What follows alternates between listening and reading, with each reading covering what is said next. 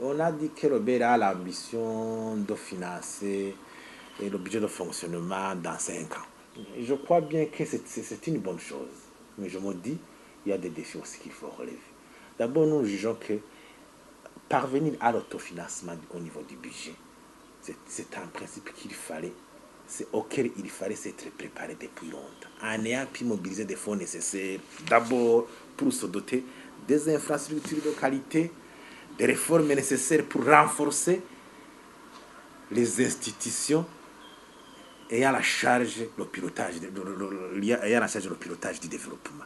Là, il avait un déficit par rapport même aux objectifs du CSRP2 et un gap de financement de presque 71%. Et deux, le contexte actuel n'est pas favorable à la croissance économique. À voir même les données qui viennent d'être publiées par le FMI. Or, la croissance économique, c'est bien qui garantit l'augmentation du volume d'activité des contribuables, soit leur nombre, soit en volume et le revenu des citoyens. Par ces impôts, il y a l'impôt sur le revenu et l'impôt sur les biens et services. Dans son cas, même la structure actuelle des contribuables burundais montre que sur 20 000 contribuables, c'est presque 10 qui paient plus environ 80%. Vous voyez, nous avons encore besoin de l'élargissement de l'assiette fiscale à travers l'augmentation visible des activités économiques, à travers les investissements directs étrangers. Dans ce cas, alors, la situation actuelle n'est pas favorable. Si on analyse même le budget actuel, on voit que par rapport à l'année passée, le budget, les recettes de l'OBR au niveau de l'impôt sur les biens et services, il y a une réduction d'environ 50 milliards. 50 milliards. Et pour les impôts sur les personnes morales, il y a aussi une réduction d'environ 3 milliards.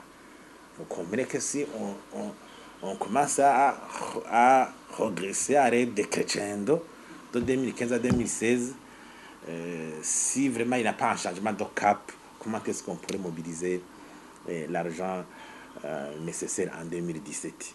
Et encore une fois, nous craignons la croissance économique de la population non maîtrisée qui augmente la facture des subventions, les soins de santé, éducation, le nombre d'enseignants, le nombre de médecins. C'est une facture qui va gonfler. Et aussi la maîtrise des charges de fonctionnement. Le charroi zéro qui allait donner sa part dans l'allègement du gonflement des recettes publiques, des dépenses publiques. Et là, il y a des résultats mitigés. Mais maintenant, le gouvernement plutôt va acheter d'autres véhicules pour certains dignitaires ou d'autres institutions des ministères. Ça va qu'il y a des résultats mitigés. Je me dis qu'il faut vraiment la renormalisation de la situation, la mobilisation des fonds nécessaires et étancher la crise politique pour réellement s'occuper du développement économique. Et on pourra y parvenir.